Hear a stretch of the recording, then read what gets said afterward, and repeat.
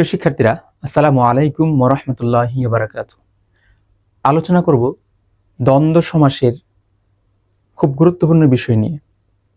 কিভাবে দ্বন্দ্ব সমাস আমরা চিনব সেই বিষয়ে আজকের এই ক্লাসের মাধ্যমে আমরা দ্বন্দ্ব সমাস নিয়ে বিস্তারিত আলোচনা করব ইনশাআল্লাহ। আর কখনো আমরা দ্বন্দ্ব সমাস নিয়ে ভুল হবে না। দেখো, দ্বন্দ্ব সমাস চেনার কিছু উপায় রয়েছে। যেমন 1 নম্বর হচ্ছে দ্বন্দ্ব সমাসের উভয় পদে দুইটা পদের অর্থ প্রাধান্য পাবে, অর্থাৎ দুইটি পদের অর্থ একই থাকবে। যেমন আমি যদি বলি তোমাকে যে পিতা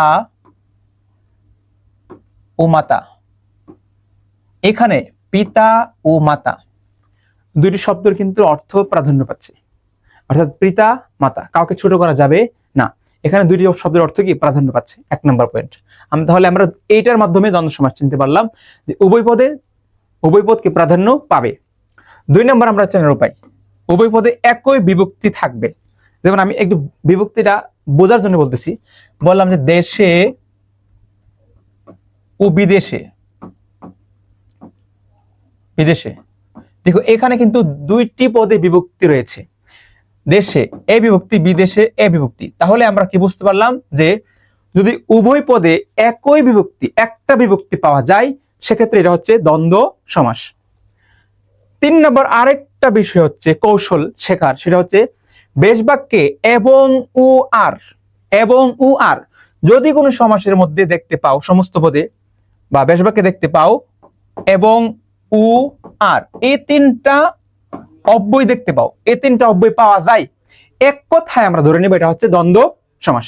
ওকে, এরপরে দেখো আরো একটি শেখার কৌশল বা দ্বন্দ্ব সমাস চেনার কৌশল, সেটা হচ্ছে ছোট শব্দ আগে বসে এবং বড় শব্দটা পরে বসে। যেমন দেশে ছোট শব্দ আগে বসছে, বিদেশে বড় শব্দ পরে বসছে। যদি এরকম আমরা দেখতে পাই আর উভয় পদে প্রাধান্য পাই, সেক্ষেত্রে আমরা বুঝে নেব এটা হচ্ছে দ্বন্দ্ব সমাস। আরো একটি উদাহরণ, আরো একটি টেকনিক বলতেছি। এখানে মোট 5টা টেকনিক রয়েছে। আমরা যদি 5টা টেকনিক অর্থাৎ 5টা কৌশল যদি আমাদের মনে থাকে, তাহলে আমরা কিন্তু দ্বন্দ্ব সমাস দেখা মাত্রই তা বলতে পারবো এটা কোন দ্বন্দ্ব সমাস। আরেকটা দেখো, অধিক মর্যাদাপূর্ণ শব্দটি আগে বসে।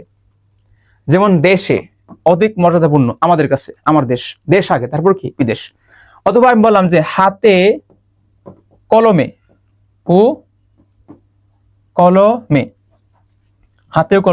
কি বললাম যে কলমে। এই যে হাতে, এটা হচ্ছে কি আমাদের অধিক মর্যাদাপূর্ণ শব্দ। কারণ কি, আমাদের হাত না থাকলে কিন্তু আমরা কলম ধরতে পারবো। তাহলে হাত কি এখানে অধিক মর্যাদাপূর্ণ শব্দ। তাহলে আমরা আজকের ক্লাসের মাধ্যমে এইটা জানতে পারলাম, এইটা শিখতে পারলাম যে দ্বন্দ্ব সমাস চেনার 5টা কৌশল যদি আমরা মনে রাখতে পারি, তাহলে পৃথিবীর যে কোনো দ্বন্দ্ব সমাস আমরা কিন্তু এর মাধ্যমেই দেখা মাত্রই বলতে পারবো এটা দ্বন্দ্ব সমাস। আর দ্বন্দ্ব সমাসের প্রকারভেদ নিয়ে বিস্তারিত আমরা ধারাবাহিকভাবে তোমাদের ভিডিও আপলোড দেব ইনশাল্লাহ। আজ এই পর্যন্তই, দেখা হচ্ছে অন্য কোনো ক্লাসে অন্য কোনো টপিক নিয়ে। আসসালামু আলাইকুম ওয়া রাহমাতুল্লাহি ওয়া বারাকাতুহু। নার্সিং জগতের সেরা শিক্ষক প্যানেল নিয়ে স্বপ্ন জয়ের পথে চলো একসাথে।